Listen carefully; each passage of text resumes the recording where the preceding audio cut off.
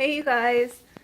Well, I once again totally owe you an update. So much has happened and I have no excuse except for I'm tired and I'm kind of lazy. And to be truthful, like this is probably the first time I put makeup on in like 2 weeks. Like I've just been a complete bum. So that's my excuse. Um but I just want to let you guys know that I have since had 2 ultrasounds. We did our first ultrasound at 5 weeks, 5 days. And I'm going to go ahead. I mean, it's a boy. We chose a gender. It's a boy. So you're going to hear me saying he, and there's a reason because it's a boy. So anyway, he was measuring 1/4 of a centimeter. So he was like the itty bittiest. But he had a heartbeat. He had 115 beats per minute heartbeat at 5 weeks, 5 days. So that was so cool. We got to hear it. And I pretty much like nearly broke down in tears. But it was really, really cool. That week, I seemed to be like having a lot of symptoms. I was nauseous. My boobs hurt so bad. And my sense of smell. Oh my gosh. I just smelled everything. And like everything made me feel sick, whether it was a good smell, a bad smell, like, oh my gosh, it was awful. I remember that there was like dishes in the sink and it's like anytime I went near the sink, I could smell them and I was like, oh my gosh. And I would like run away, but then I was like, that smell's never going to go away unless I get the dishes washed, but I couldn't get near the sink to wash the dishes. It was like this horrible situation. So anyway, it was funny though. But luckily, well, at first it was kind of scary because, like I said, I had like all those symptoms for like a week and then it went away and I kind of freaked out a little bit because, it went away for a day and I was like, okay, no big deal. And then 2 days and I was like, okay. And then 3 days. And so then I emailed my doctor and I was like, hey, so this is weird and making me a little nervous. And they were like, no, we're not worried. Don't worry about it. So I was like, okay. And then on like the 5th day, like, my boobs started to hurt a little bit. So, like, I feel like I got like a couple symptoms randomly after that didn't last very long. And now I'm pretty much symptom free. So, like I said, first I was worried and now I'm just like, I feel really lucky, right? Like I'm one of the lucky few that I don't have to deal with all that crap. So, I'm hoping it stays that way. I'm currently 8 weeks, 5 days. So I'm almost 9 weeks. And I know that a lot of times symptoms start tapering off around 9 to 10 weeks. So I'm hoping I made it through pretty much unscathed. We had our second ultrasound when I was exactly 8 weeks. And he was measuring 3 days ahead. He was measuring 8 weeks, 4 days. All of 2 centimeters. So it's so funny because I'm like, yeah, he's huge. And then I'm like, but he's not really huge. He's only 2 centimeters. And his heart rate was 180 beats per minute. So I also heard that the heart rate peaks, I think, in week 8. So hopefully it won't stay that high. That's pretty friggin' high. And then, yeah, so all looked good. They're not worried. They don't see anything they need to be worried about. Everything is a-okay so far. Today I just met with so far all my ultrasounds and whatnot have been done through my fertility clinic, my fertility doctor. And today I went and met with my OB over at my actual medical provider. So she also did a quick ultrasound. I didn't get a printout of this or anything, but he was moving around a little bit, so that was cool to see, and you could see his little heart fluttering in his chest, though she didn't turn the speakers on, so I didn't get to hear anything. But so he even looked bigger. Like I just had my other ultrasound 5 days ago, and like you can tell he's bigger. So growing like a friggin' weed in there, which is great. Lots of tests today. I think they took 7 vials of blood. I was like, oh my gosh, what is all of this for? And I had to pee in a cup. And they did like a swab for STD tests and stuff like that. So I feel like I have a ton of lab results coming in this week. I don't know. I guess I didn't really know what to expect with that first, actual OBGYN appointment.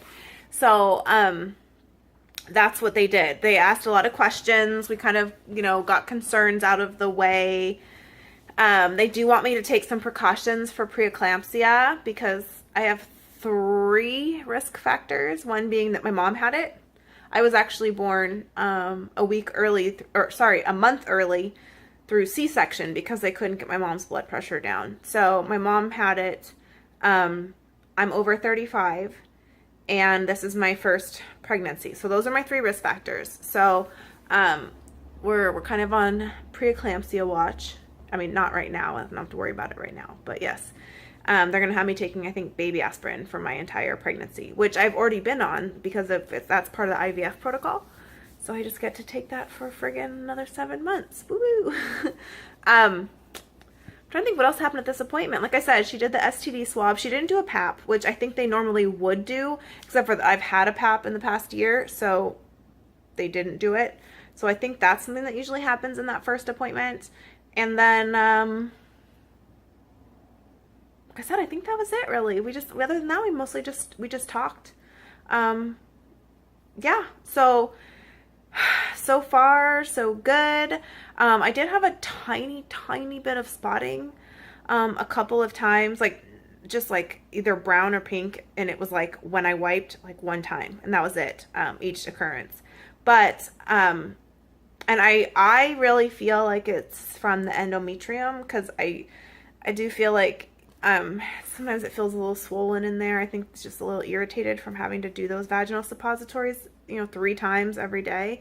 So that's what I think the bleeding was from. I don't think it's from the baby. But I am Rh negative, which means that I have to get a RhoGAM shot, which is good for 12 weeks. So I'm good for 12 weeks now, but I have to get a RhoGAM shot whenever there's bleeding, because if it is the baby's blood, if I've already said this, I'm sorry if I may have said this in another video, but when you're Rh negative, essentially there is a protein that's in the blood that you are missing, which is why you are negative for that protein. Whereas if you're a positive blood type, that means the protein is present. Well, because the dad's blood is positive, it's pretty likely that the baby's blood is positive. So what will happen is that should the baby's blood mix with mine, my body is going to detect that protein that's in his blood, and it's going to see that as a foreign body, and it's going to start creating antibodies to attack that. So what the RhoGAM shot does is put some antibodies in. I believe it's antibodies in. Pretty sure it's antibodies.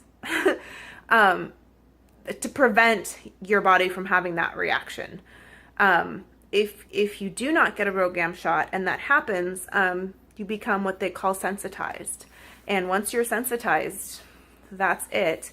It generally does not cause issues in your first pregnancy, because usually your body doesn't have enough time to build up enough antibodies to actually harm the baby.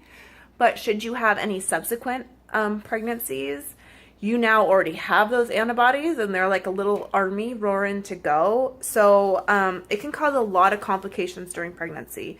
Luckily, with medical advancements as they are, it usually you're still usually going to have your baby. It doesn't usually result in a loss of the baby, but I've heard it can cause a lot of complications. You need a lot of monitoring. Just makes for not an easy pregnancy by any means. So there's also no harm in the RhoGAM shot. If you get it and there was no mixing of blood, there's no harm done. So if you are Rh negative, please learn about it, and better to be safe than sorry. Absolutely. So I've had my RhoGAM shot, and I'm good for 12 weeks. I know for sure they give you another one at 28 weeks and then again after delivery. So those are 2 guaranteed ones, unless I have like bleeding between when this one runs out and 28 weeks. So anyway, I think that's it. I think that's my update. It's been really easy so far. And I'm honestly looking forward to the second trimester because I'm friggin' exhausted. That's my one symptom. I'm friggin' tired. I could sleep, take a 3-hour nap every day, easily. So ready for second trimester. Other than that, like I said, it's all great, and I'm so happy, and I hope that you guys are all doing great too, and I'm so excited for everybody. And of course, thanks for watching. I will try to be better about more prompt updates. If I could just get my makeup on, then I would do it, no problem. Anyway, okay, I will talk to you guys soon. Bye.